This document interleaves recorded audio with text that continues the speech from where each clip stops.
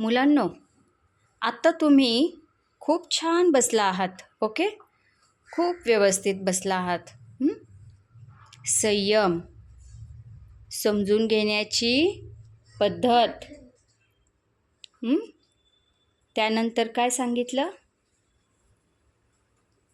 कोणतीही तक्रार न करता तुम्ही खूप छान बसलेले आहात. मी तुमची परीक्षा घेतली. कोणतीही तक्रार न करता तुम्ही खूप छान बसलेत. मी तुम्हाला आज काही परफेक्शन्सबद्दल बोलले. काय नाव आहे त्या परफेक्शनचं? खंती परफेक्शन. तर एकूण किती परफेक्शन्स आहेत? 10. त्यातील मी किती परफेक्शन्स तुम्हाला आत्ता सांगितले? एक समजावून सांगितला. किती जणांना समजलं? अंशिका, समजलं परफेक्शन? मग हात वर नाही केला? ओके, ठीक आहे. हात खाली घ्या.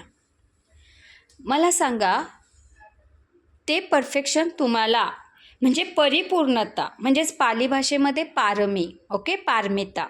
तर त्या 10 आहेत. 10 पैकी मी तुम्हाला एकच सांगितलं. तर आता तुम्ही हे अप्लाय लाईफ टाईम करा. एक उदाहरण दिलं मी. ऑनलाईन मीटिंग चालू आहे. सांग बरं आफिया, काय होतं ते उदाहरण? एक मुलगी होती, तर त्या मॅडमचा आवाज येत नव्हता. तर ते बोलायचं, मॅम तुमचा आवाज नाही येत, मॅम तुमचा आवाज नाही येत. तर मॅडमने बोलले, तुमच्या इकडे ढग आहेत, तर तुला थोड्या वेळाने आवाज येईल.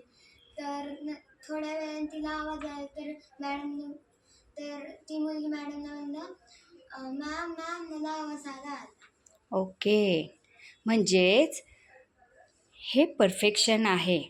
जर तुम्ही संयम ठेवलात तर तुम्हाला समजतं काहीतरी टेक्निकल एरर असायला पाहिजे. एका विभागात चांगलं नेटवर्क आहे, एका विभागात कमी नेटवर्क आहे. आपल्या जर घराबाहेर ढग आले असतील तर नक्कीच आपण समजून घ्यायला पाहिजे ना, अरे आपल्याच विभागात प्रॉब्लेम आहे. थोडंसं पेशन्स ठेवायचं.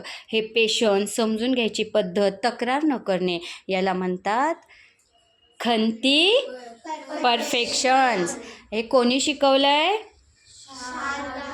आणि शारदा मॅमला कोणी शिकवलंय?